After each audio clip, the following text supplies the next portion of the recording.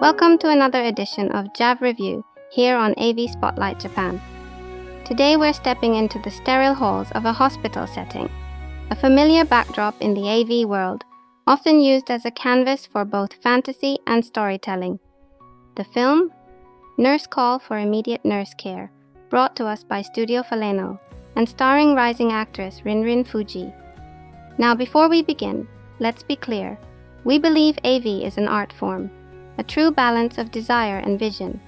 A well-executed AV film can spark emotions, fuel fantasy, and even elevate the senses, just like any great painting, photo, or performance.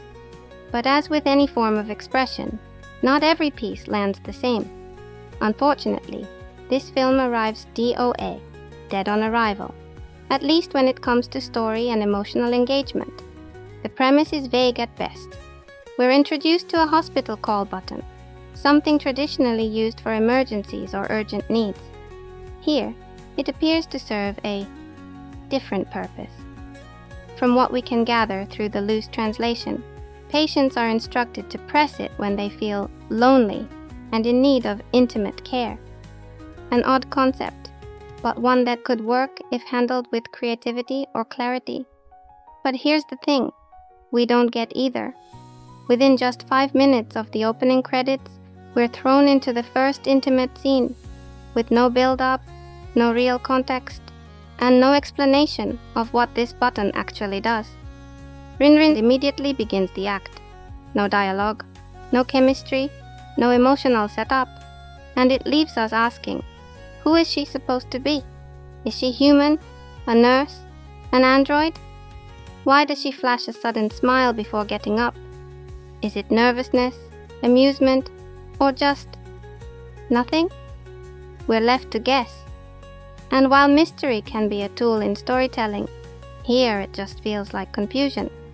The emotional through line is missing, the characters feel hollow, and any potential this setting had to create a narrative spark is left untouched. That's not to say the intimate scenes don't deliver something. If pure physical performance is what you're after, Ranran checks the box. But AV can, and should, offer more than that. It's not just about scenes that titillate. It's about crafting an immersive, emotionally resonant experience that holds your attention beyond the physical acts. As the credits roll, we get a glimpse of the hospital setting. And to be honest, it almost sets the stage for something compelling. It's nighttime. Ranran is on duty, and the dim, moody lighting creates an eerie tension. She's working alone, shuffling papers, and for a brief moment, we thought, okay, this could go somewhere. A quiet, unsettling tone, a mysterious character, maybe even a psychological twist. Sadly, that promise fades fast. The first time the call button rings, Ranran looks up with an oddly placed smile, as if she knows exactly what's about to happen. Which is fine, except we, the audience, have no clue. A simple voiceover or internal monologue could have gone a long way here, even in Japanese, to clue us into her state of mind or role. Instead, she stands, smiles again, robotically, and heads off to perform her duty. Now, a peculiar detail. Ranran's nurse uniform is oddly ill-fitting, frumpy and loose in the back. In Japan, where uniform accuracy is typically spot-on, this feels lazy, almost like a Halloween leftover. Maybe that call button was actually for trick-or-treating. At least the lighting during her walk down the hallway is a visual highlight, even if the reason for floor lighting in a hospital remains a mystery. Then we jump straight into the first intimate scene, with little to no build-up. One thing the film does get right here is the ambient hospital sound design. It's immersive and cleverly masks the lack of extras. Props to the audio team for that. In the next scene, we meet a new patient who lies on the examination table beside the infamous magic call button. Ranran sets things up and exits. The passage of time is suggested with an exterior shot, and honestly, this leads to one of the film's unintentionally funniest moments. The patient falls asleep waiting. given how little story there is, we felt like nodding off too. When he wakes up, confused and alone, he presses the button, and Ranran returns to begin another abrupt performance, one that feels surprisingly uninvited and awkward. Interestingly, the male actors are giving more believable performances than Ranran herself. The sleepy patient, for example, commits fully to the role. But then things turn weird again. Ranran enters wielding a stethoscope, but uses it entirely incorrectly. Is she the doctor now? Is this meant to be funny? If so, it misses the mark because, again, there's no setup. Next, we cut, again, harshly, to another patient already in bed, this time oddly positioned, like he's squatting at a picnic, rather than lying in a hospital bed. It's a baffling visual. Somehow, this guy already knows what the call button is for. How? No idea. And neither the film nor the dialogue explains it.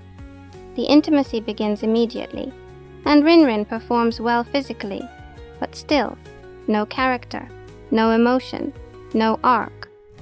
Oddly, in this scene, a glaring backlight is pointed directly at the camera, causing a distracting visual bloom. It's unclear if this was artistic or just poor set design. Then comes one of the most bizarre choices we've seen in AV. A bright, feathery bird costume is hanging in the background of a patient's room. Yes, really. Is he a mascot? Is it a kink? Is it a plot point? We never find out, but it's impossible to ignore, no matter how much Ranran is doing on screen. Your eye just keeps going back to the bird suit. In the final scene, we get a minor break in structure. Ranran pauses outside a patient's door. Is she tired? Is she reflecting? Again, we don't know. When she enters, her uniform is buttoned, yet she apologizes for being late and begins buttoning up again. Continuity, gone. Story logic, gone. Then, in a chaotic finale, two patients are suddenly involved in a simultaneous scene, which ends with Ranran holding up the call button, delivering a final line in Japanese about calling if you need help, and pressing the button herself, signaling perhaps the mercy ending of the film. And trust us, by this point, we were ready to press that button too. Ranran has no trouble physically going through the motions in this film, and if that's all you're looking for, you'll get it, even if at times it feels a little robotic and lacking in emotion. While Ranran may have a bright future, and we're only judging her performance in this one film, it's clear she was brought on for her look and curves more than her ability to connect with the audience or her co-stars.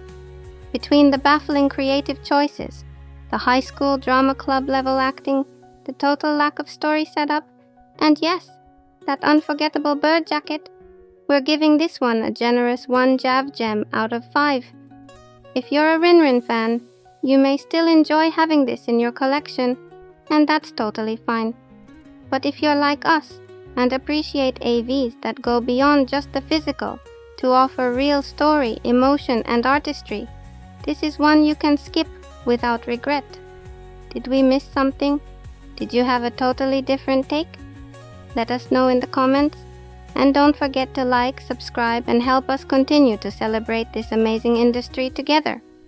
Thanks for watching, and never forget, there's beauty in the story, not just the scene.